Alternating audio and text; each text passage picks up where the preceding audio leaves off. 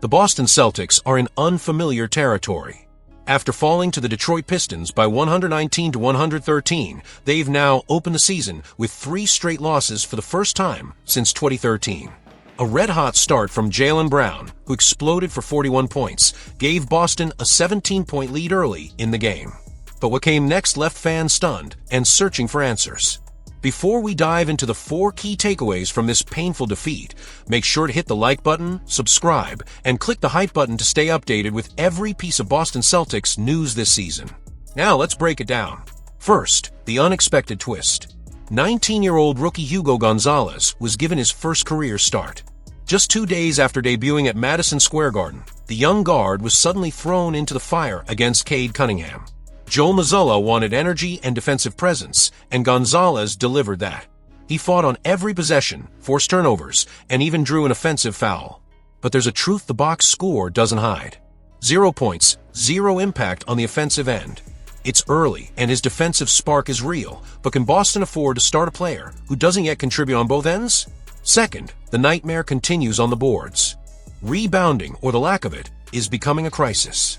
The Pistons grabbed 18 offensive rebounds and turned them into 30-second chance points. Detroit's big men, Jalen Brown and Ausar Thompson, dominated inside while Boston looked small, slow, and outmatched. This isn't a one-game issue. It's a pattern. The Celtics are paying the price for going small, and if that doesn't change soon, this weakness could define their season. Third, the perimeter game. The Celtics keep firing from deep, ranking among the league leaders in three-point attempts.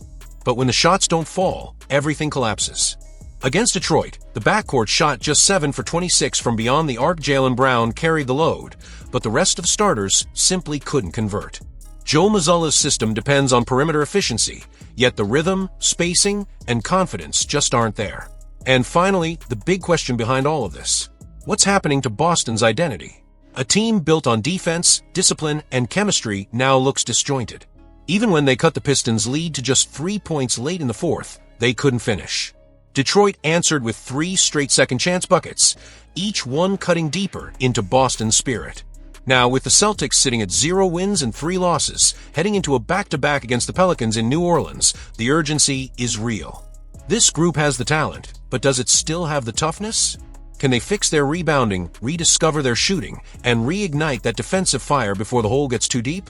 The answers will define whether this is just a slow start or the beginning of a bigger problem. So, what do you think? Is this just early season rust, or are the cracks already showing in Boston's championship foundation?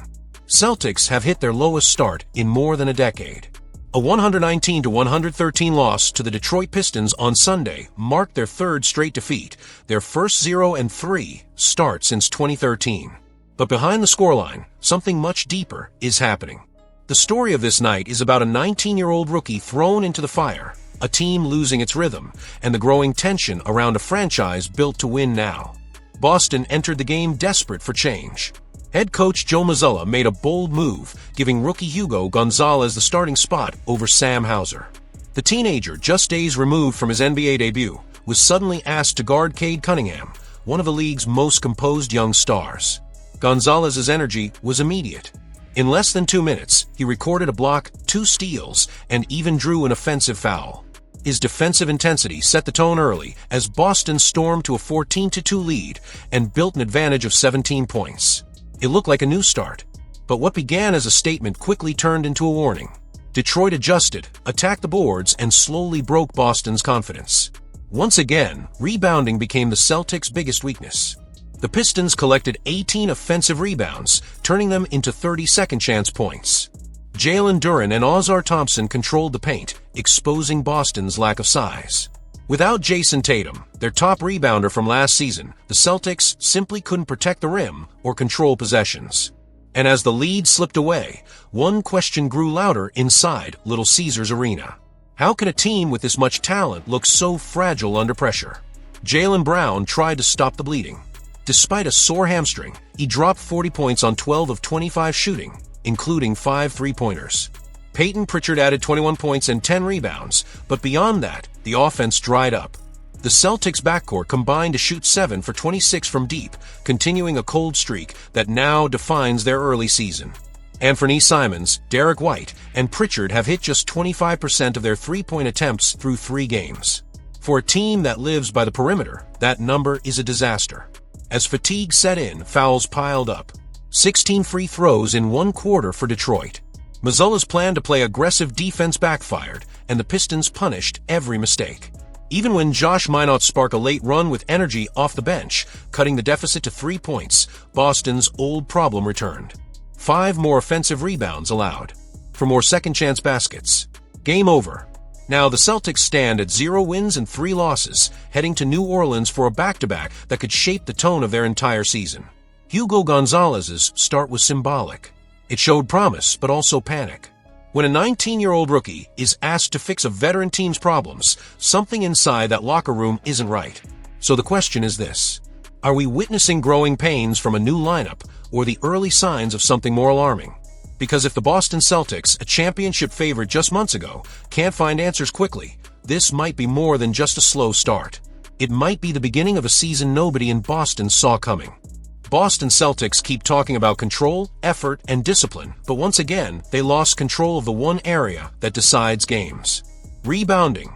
On Sunday night, Boston fell to the Detroit Pistons by 119-113, and the numbers tell a painful story.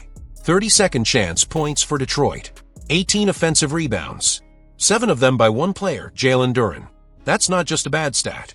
That's an identity crisis. Jaylen Brown did everything he could. 41 points, 5 three-pointers, 12 made free throws, 6 rebounds, 4 assists. He was aggressive, efficient, and determined. But when one player dominates and the team still loses, something deeper is broken. Peyton Pritchard and Derek White combined for 36 points, and yet the Celtics couldn't close out possessions. Every missed box out turned into another Pistons basket. Every defensive stop became meaningless the moment Detroit grabbed another rebound. Head coach Joe Mazzulla made it clear before the game. He said he's holding his players to a high standard, demanding control over what can be controlled. Rebounding is effort, positioning, communication. But when the same issue repeats itself in every game, the standard starts to sound like a slogan.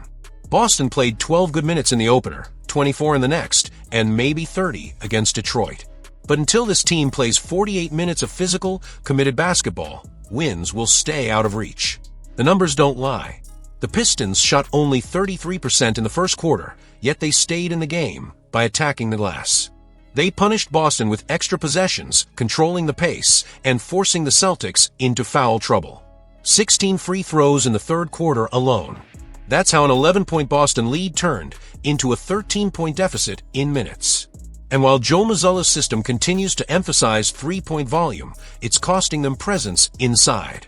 The Celtics attempted 45 threes in Detroit, but when you miss long shots and don't rebound, the result is predictable. The Pistons owned the paint, and Boston paid the price again. This isn't about one bad night. It's about a recurring weakness that could derail a championship season. Without Jayson Tatum, their best rebounder from last year, the Celtics' smaller lineups look exposed and unbalanced. Energy from rookie Hugo Gonzalez was a bright spot defensively, but it doesn't fix the core problem. Now, as Boston prepares to face the Pelicans on Monday night, the question isn't just about adjustments. It's about identity. Can this team that was built to shoot, run, and defend rediscover its toughness inside? Or will they keep watching opponents turn every missed shot into another dagger? Because until the Celtics win the battle on the glass, they won't win the war for the season. Jaylen Brown is one of the best two-way players in the NBA. A Finals MVP, relentless scorer, a leader who's already delivered more postseason wins than entire franchises.